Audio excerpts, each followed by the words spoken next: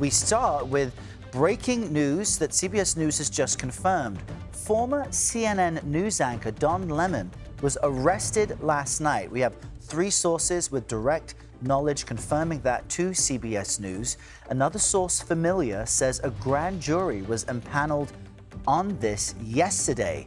Now, we are still trying to get specifics as to why this was, but you'll remember Lemon is now an independent journalist and was covering the St. Paul, Minnesota ICE protest at a church last Sunday, which attracted the frustration of this administration, while some were defending his right as a journalist to cover what was a church prayer service. A reason that protesters, anti-ICE protesters, were at that church was because the pastor there also served as a related ICE official in some capacity. Our Jake Rosen now joins us on the phone with some more details on this arrest. Jake, good morning. What more can you tell us about what we do and don't know at this stage? Well, Errol, what we do know is that this concludes, for now, a 2-week period of time in which the Trump administration and the Justice Department have tried to detain and arrest him. We know that 2 weeks ago, a federal magistrate judge in Minnesota did not sign off on arrest warrants for Lemon, other people that were with him, and other protesters who did enter a church in St. Paul, Minnesota. The Justice Department was very critical of Lemon, saying that he was not there in his journalistic capacity. However, people close to Lemon have said that he was, and that his work is protected. In a statement last week, he said that the actions of that judge in declining that confirmed the nature of Lemon's First Amendment protected work, and said the Justice Department had done a, quote, stunning and troubling effort to silence and punish a journalist for doing his job. We know that President Trump has been critical of Don Lemon since he was at CNN as a cable news anchor, and we know that the way that the Justice Department has postured itself around what's going on in Minnesota, around anti-ICE protests there, by simply entering that kind of field of play, Errol, we know that he became a target for the Justice Department to have a high-profile arrest of, and it appears that that is happening. And Jake, this information just getting confirmation within the past hour. If we take a look at Don Lemon's social feed, it appears that he is scheduled to host a red carpet event at the Grammys this Sunday. It's airing on CBS. It's being run, of course, by the Academy. He's thankful to the Academy for allowing him as an independent journalist to take that role. Is it clear yet that Lemon will or is expected to be released and will be able to make his commitments this weekend, or do we just not know that yet? We just don't know that yet. We're still working on figuring out where exactly he was arrested and what court proceedings could happen. As you know, Errol, it's a Friday. Something would likely have to happen today in terms of an initial appearance in front of a federal magistrate judge. There wouldn't necessarily be a plea today, but from there, it's possible that Lemon would be released on his own recognizance, especially because he's such a high-profile individual. It would be difficult for him to kind of do any maneuvering to escape the situation that he finds himself in today. But, you know, we should remind our audience how unprecedented an arrest like this is. We saw the raiding of a Washington Post reporter's home just weeks ago, and seeing a former high-profile cable news anchor be arrested for what he and his legal team says was First Amendment protected activity is certainly a stunner on this Friday.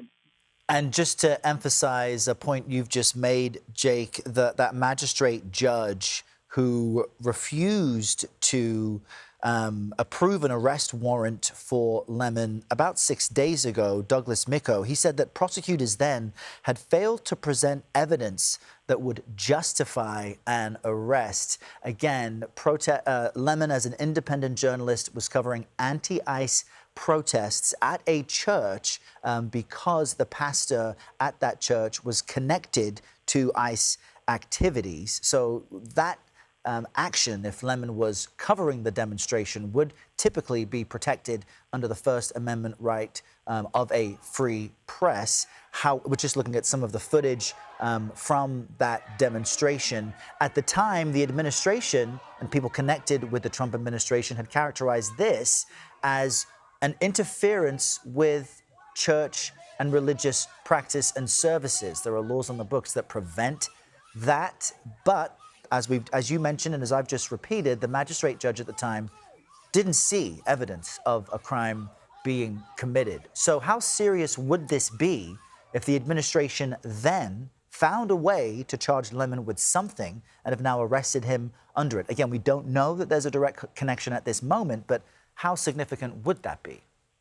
Oh, it would be very significant because, again, typically, and again, when you think about something like January 6th, when reporters did go into the Capitol in their First Amendment capacity, when reporters are out in the field working, they usually do have First Amendment protections against this. However, the Justice Department has alleged in what appears to be court filings, and looks like they're taking the step now to confirm this, that they believe that he was operating outside of that capacity, essentially as a protester who went into that church. We know that in this kind of back and forth over whether or not he would ever be arrested in the last couple of weeks, there were other protesters who were charged with him, and then the judge did not sign off on their arrest warrant.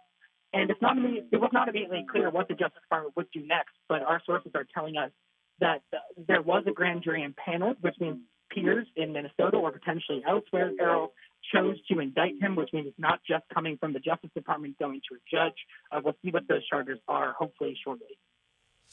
Jake Rosen on the phone with us on this breaking news. If you're just joining us this morning, I'm Errol Barnett at the CBS Broadcast Center here in New York City as we report on the arrest of former CNN News anchor Don Lemon, who currently works as an independent journalist. Our teams have confirmed that he was arrested last night. That's according to 3 sources with direct knowledge. And a source familiar says a grand jury was impaneled on this issue yesterday. The FBI and the HSI were involved in that arrest, according to these sources. And as we've been discussing, we do not know yet the specific reason, but Lemon was covering a protest in St. Paul, Minnesota, last week, centered around church services. CBS News correspondent Lilia Luciano has been trying to gather more information on this. She joins us from Minneapolis, where she continues her reporting. Lilia, good morning. What more can you share with us on this Lemon arrest? Well, Errol, good morning. I got a tip very early this morning from an official source that was very familiar with the arrest and saying Don Lemon was in custody. They wouldn't specify because they didn't have the warrant in front of them exactly what the charges are. But this is, as you said, he was in Los Angeles, by the way, to cover the Grammys. He lives in New York. But this is in connection to activities that happened here in Minneapolis. As you remember, there was a protest that happened at a church in, well, not Minneapolis, but St. Paul, because there were people there protesting one of the pastors who worked with ICE. And so people showed up to the church. They started protesting.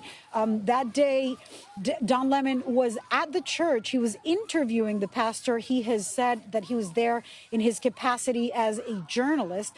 And then federal prosecutors later sought arrest warrants for 5 people, including Don Lemon, in connection to this protest, accusing them of interfering with churchgoers' constitutionally protected right to worship. But then a magistrate judge refused to sign the warrant for Lemon, citing a lack of probable cause.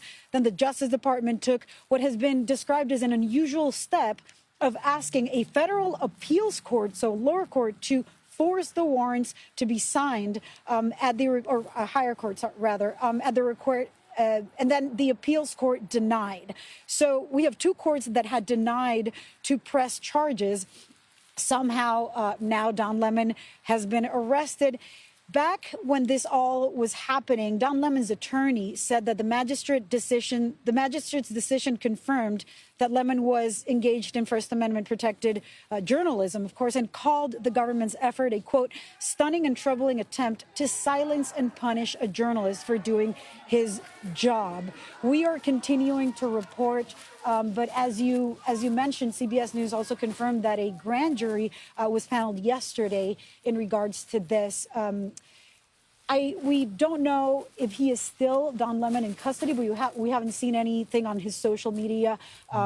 It's possible that he would be released and that we'll hear more details. But at this point, all we can confirm is several sources, including official sources familiar with the arrest have confirmed that he was arrested overnight in Los Angeles, where he was for the Grammys that are taking place on Sunday, Errol. Yeah, well, Lilia, stand by for us because we now have a statement from the attorney for Don Lemon. I want to read some of it to our viewers now. Again, Don Lemon arrested in Los Angeles last night.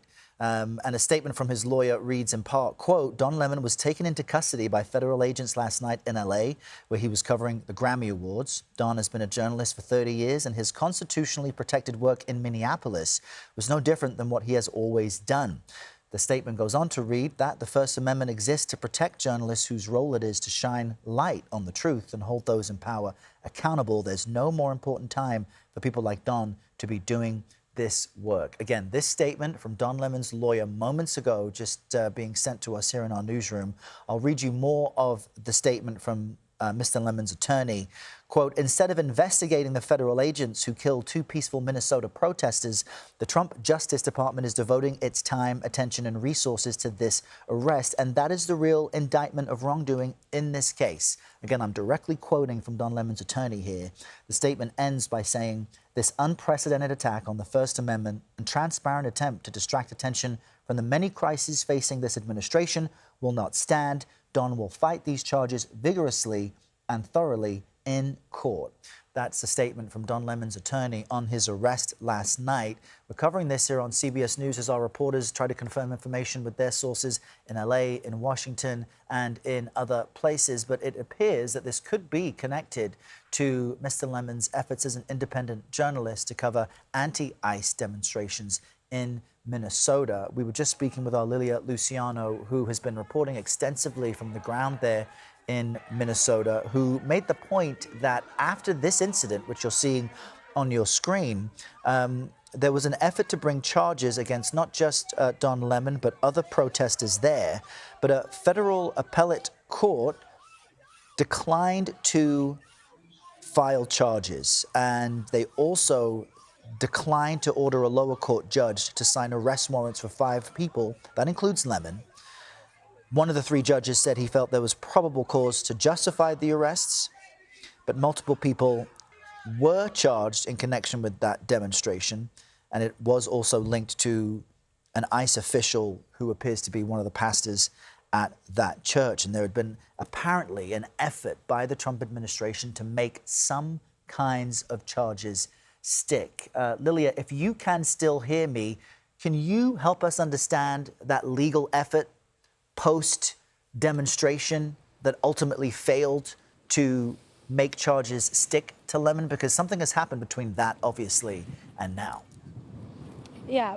We are continuing to report on exactly how things got to that point of him being arrested involving the HSI and the FBI overnight in Los Angeles. But look, the officials that I have talked to here in Minnesota have been the state officials, extremely critical of the handling of not just the ICE operation, not just the killing of Alex, Freddie, and Renee Good, but the agents' participations or the agents' activities against people just trying to document what they're doing, and that includes journalists.